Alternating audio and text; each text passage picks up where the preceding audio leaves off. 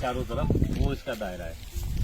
वो उसको अच्छी तरह से बनाना, शेप बनाना उसकी, कि कहीं ऐसा ना हो एक साइड से ज्यादा आ जाए, दूसरी साइड से हम काटते रहे, पूरी साइड ही खाली हो जाए।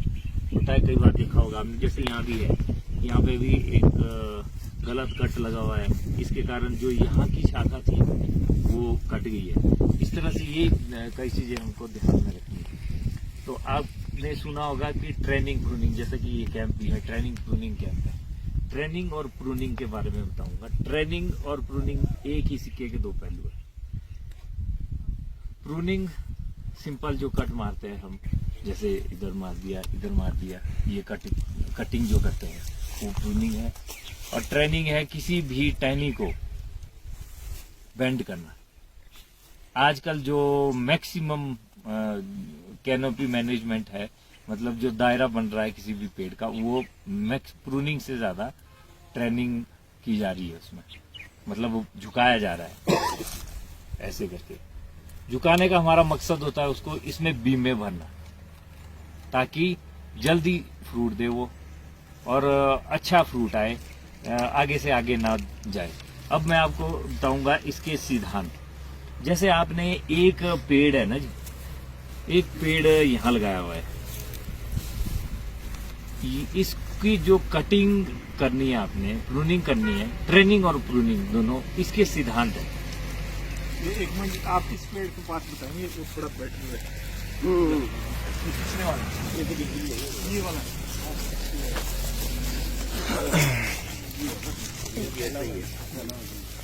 सर यही सब ये भी नहीं है। चलो फिर भी थोड़ा सा वो है परे वाला, ये परला है थोड़ा सा। ये वाला नहीं, अभी तो छोटे वो वाला फिर 1 ईयर से शुरू करना है ना जी। उसके बाद हम यहाँ आएंगे, उसके बाद हम इसमें जाएंगे आस्ते आस्ते।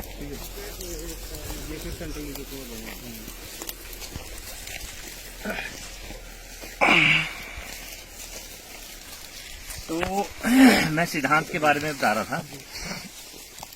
जो ये पेड़ है जहाँ लगाया है, जैसे मानो यहाँ एक पेड़ लगाया है, जो प्रूनिंग के जो सिद्धांत है वो क्या है, जितना आपने एक पेड़ को स्पेस अलॉट किया है, उस अलॉटेड स्पेस का जब उसकी कैनोपी, मतलब उसका दायरा 30% होगा, तो वो फ्रूटिंग में आना चाहिए। फ्रूटिंग में आना उसको जरूरी है।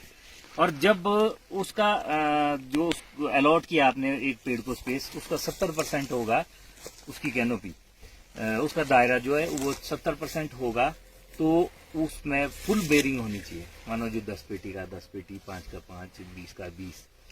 तो उसका क्या करना है, कैसे करना है? जैसे मानो एक पेड़ यहाँ है, दूसरा पेड़ 20 फुट में है, तीसरा पेड़ इस साइड को 20 फुट में है, एक इधर को भी 20 फुट में, इधर भी 20 फुट, मानो 20 बाई 20 में प्लांटेशन हुई है। तो इसको आपने अलॉट कितना स्पेस किया हुआ है वो आपने पहले निकालना है। जैसे यहाँ से दूसरे का 20 फुट है, तो इसको अलॉट किया है उस साइड 10 फुट, इधर भी 10, इधर भी 10, इधर भी 10, 10 बाई 10 का एरिया इसको आपने अलॉट किया है।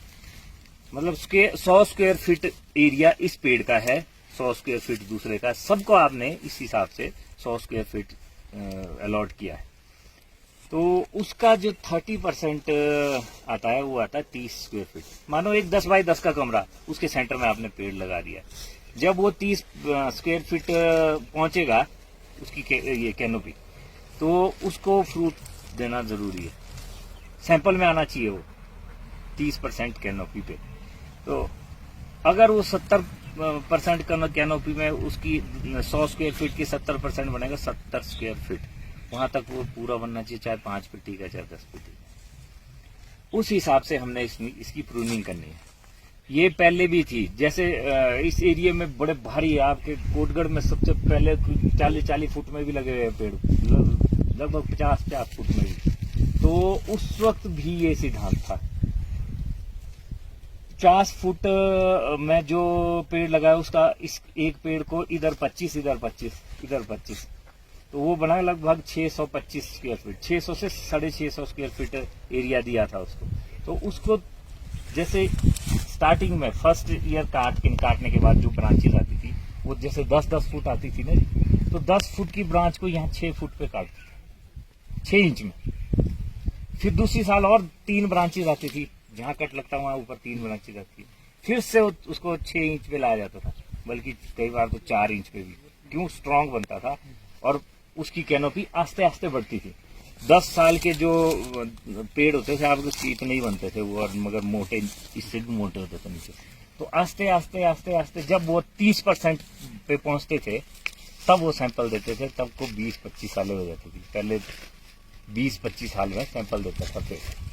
तो उस वक्त भी ये सिद्धांत था। आज क्या है, हम पेड़ लगा रहे हैं 3 फुट में, कटिंग हम वही कर रहे हैं पुरानी 80 साल पुरानी, 100 साल पुरानी कटिंग, क्योंकि वो पीढ़ी दर पीढ़ी चलती जा रही है ना।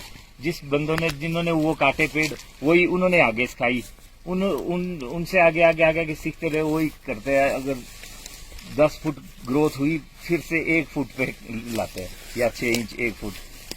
फिर दूसरी साल और तीनों आए, एग्रेसिव हो जाते तीनों। जितना हार्ड कट पड़ता है ना, उतना प्रेशर ज्यादा जाता है, वो बीमा उसमें बनता नहीं है, वो भागता ही रहता है। फिर और 10 फुट जाएंगे, फिर और काटेंगे उसको, उस तरह से काट रहे। तो हमको वो अलॉटेड जो स्पेस है हमारा, हमने आज दिया हुआ है 10-10 स्क्वायर फीट एक पेड़ को। जैसे तो फॉरेन के वो आते हैं जो M9 पे जो फेदर प्लांट आते हैं, वो ऑलरेडी अपने 1 साल में अपनी कैनोपी पूरी कर देते हैं। वो 30% तो पहली साल ही होता है, तो मगर वो देता भी है। उसको अगर हम काटेंगे, हमारे दिमाग में एक ये भी होता है कि हम शायद ये तो M9 है, ये तो जल्दी फ्रूट देता है। नहीं, अगर उसको ऐसे ही काटेंगे 6-6 इंच में सारे काट दो उसके फेदर, इतने इतने रखो, नहीं फ्रूट देगा, फिर वो भागेगा, भागता रहेगा। उसको हम ट्रेन करते हैं। ट्रेन क्यों करते हैं? क्योंकि उसने ऑलरेडी पहले ही अपना दायरा पूरा किया होता है। ट्रेन करके वो दूसरी साल को उसमें बीमा आ जाता है, दूसरी साल बीमा आएगा और फ्रूट दे देगा। तो ये हमको ध्यान में रखना है। अब क्या है, जैसे नजदीक हाई डेंसिटी पे हम जा रहे हैं, अल्ट्रा हाई डेंसिटी पे भी जा रहे हैं, सीडलिंग में भी जा रहे हैं, सीडलिंग में भी हम अल्ट्रा हाई डेंसिटी पे चले गए। इसमें क्या है, जो ये सेंटर लीडर है हमको ये चलाना है, सेंटर लीडर सिस्टम अपनाना है, मल्टी लीडर सिस्टम नहीं अपनाना है। हमारा क्या हो जाता है, हम आगे से आगे, आगे से आगे, जैसे ये है, इसमें यहाँ जो कटिंग करेगा वो इस टहने को ऐसे काटेगा, ऐसे काट देगा, फिर इसमें ऐसे कट मार देगा, इसमें भी मार देगा, इसमें भी मार देगा, ऐसे ऐसे कट मारते हैं। अब हर जहां भी कट पड़ा है ना जी, यहाँ पे 3-3 निकलेंगे, 3-3 निकलेंगे ही निकलेंगे, वो 3-3 वो एग्रेसिव हो जाएंगे। उन 3 पे फिर तीनों पे कट मार देंगे हमारे प्रूनर। फिर उससे आगे 3 से 9 हो जाते हैं, 9 से 27 हो जाते हैं, ऊपर ऊपर ऊपर जाके ये हाल हो जाते हैं। देखो घना, उससे क्या होता है, ऊपर तो हमारा अच्छा क्वालिटी फ्रूट आता है, क्योंकि वो धूप की रोशनी पूरी पहुंचती है। नीचे वाला जो 70 और 80% फ्रूट है, वो हमारा B और C ग्रेड होता है, HPMC का और B ग्रेड। तो हम उसमें भी खुश होते हैं कि भाई ठीक है। अगर हम थोड़ा सा अवेयर हो और प्रूनिंग सिस्टम को अडॉप्ट करें, इसके पीछे साइंस है, सारा सब कुछ साइंस है।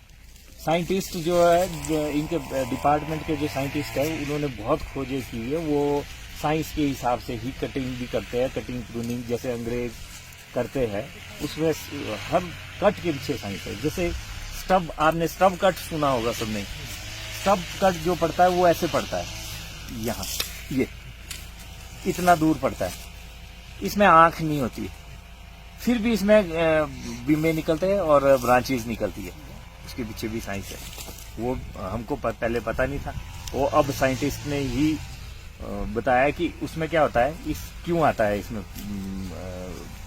टैनी इतना आएगा। वीक आते हैं, हमको वीक चाहिए होते हैं। जो सर्दी के कट पड़ेंगे, स्टब पड़ेंगे, वो इतने पड़ने चाहिए। सर्दियों वाले जो विंटर के कट आजकल स्टब पड़ते हैं, उसमें नीचे से जब फ्लो आता है, यहाँ प्रेशर पड़ता है। इन जो रिंकल्स दिख रही है, इन रिंकल्स में इनविजिबल आइज होती है, वो ब्रस्ट हो जाती है और यहाँ पे बीमा बनता है।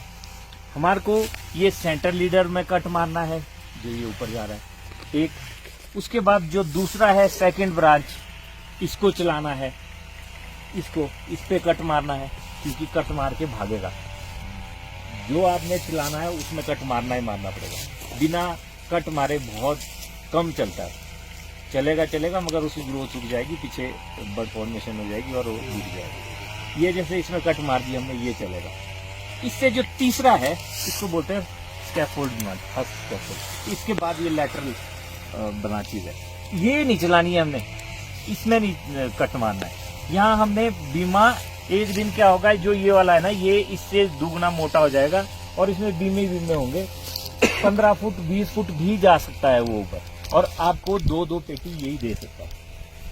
एक पेटी भी देगा तो कितनी ब्रांचेज होगी उतनी पेटियां वो आप ले सकते हैं उसमें। ये इतना बड़ा पेड़ बनाने की जरूरत नहीं होगी, इतना बन भी जाएगा तो वो मेन शाखा में फ्रूट आएगा। अब उसको तो हम सिर्फ सुधार सकते हैं, उसका तो कुछ नहीं कर सकते।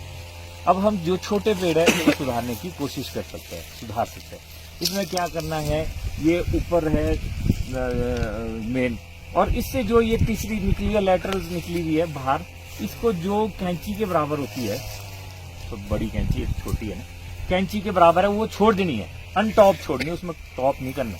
उसमें जो ऊपर इस तरह का जो ऊपर हल्का बीमा जैसा है वो फ्रूटिंग भी आती है कई बार। उसमें अगर फ्रूटिंग नहीं आएगी तो उसमें रिंग बनता है, रिंग बनता है, रिंग के बाद ग्रोथ स्लो होती है। ये नहीं कि रिंग के बाद ग्रोथ नहीं होगी, रिंग के बाद ग्रोथ भी होगी। और वो जो पीछे की आंखें है ना, उससे रिंग से पीछे की आंखें वो ब्रस्ट होगी।